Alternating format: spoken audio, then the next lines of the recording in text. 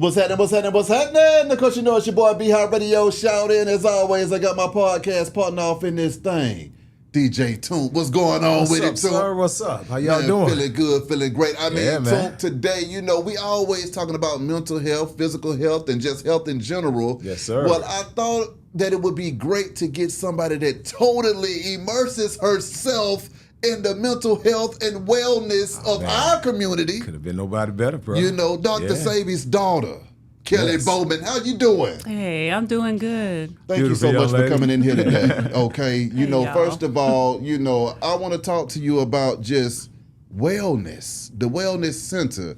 Here in Atlanta, you working to heal the community and make things better for everybody. What has that been like for you? It's been great. Atlanta's been wonderful to me.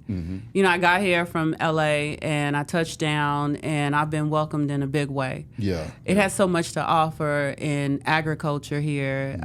It was a lot of jewels. Yeah. And so I've enjoyed it. It's been a pleasure being here. Welcome, welcome, welcome. Thank you. How long you been here? Oh, my goodness, 16 years now. Oh, okay, double digits. Yeah, Okay. 16, 17 years now. Nice. The Honduran experience. Yes. Bringing that to Atlanta. Yes. Can you break that down for me? Well, when I got here, I realized something just like LA. A lot of people would love to have seen my father in Honduras, but it wasn't some place where they could visit. So my thought was, why don't I bring a portion of Honduras to Atlanta? So it took a little while to do, you know, to put it all together and get my thoughts about it. But it's like an open diary for me, but it's a love letter to my father. So it's a wellness center that's, I turned it into a rainforest. Okay. So that when you go, it's an experience that is supposed to calm you and put you in a different space, just so that you can focus on yourself. So the first people I had there when I first started were children. And children would come in there and they would look all around, and then a couple of them wanted to, you know, touch and feel and see things in there, which told me that they really liked it. And that's an honest opinion. Yeah. So people go there to relax, relate, you know, and just to enjoy it. And we just celebrated our second annual Dr. Sebi, honoring Dr. Sebi Day on August 6th. So it's a beautiful place to come visit. I would say, and that's Atlanta is definitely a great choice. Georgia alone, because there's so much untouched forestry area here to where you can actually set up to where you'll look like you somewhere else. Exactly. You know what I mean? You got certain places with hidden waterfalls. Yeah. And just a lot of untouched, peaceful, like areas, forestry, just especially like on the south side. So yeah, that was a great choice of coming down here because it's definitely built for that. Back and forth from Honduras to the States. What was that like for you growing up? You know what? Shout out to my mother Oh, yeah. for allowing me to travel with such a crazy man, right? I mean, think about it. This was the 70s. All his dad is crazy, right? Yeah. That is a crazy. Yeah, That's right. but that's what's up. She knew he was crazy and passionate about his journey and me. So, you know, at a young age, you get to travel and see different things. And just like those kids who see the Honduran experience, you're in awe of what you see. You're grateful, and it's a different experience. So I really love that I have that history with him, with life in general. But traveling, I don't know anything else, and so it was beautiful. It still is. I still enjoy it. But the first time I went to Honduras after he died was hard. Oh. Okay. Yeah, that was a difficult trip. Yeah. So he's no longer in physical form in front of me. You know, you have a lot of pictures and things there, but, you know, like any child, you're like missing that part of you. Exactly. It's that part of you that, but beautiful. Yeah.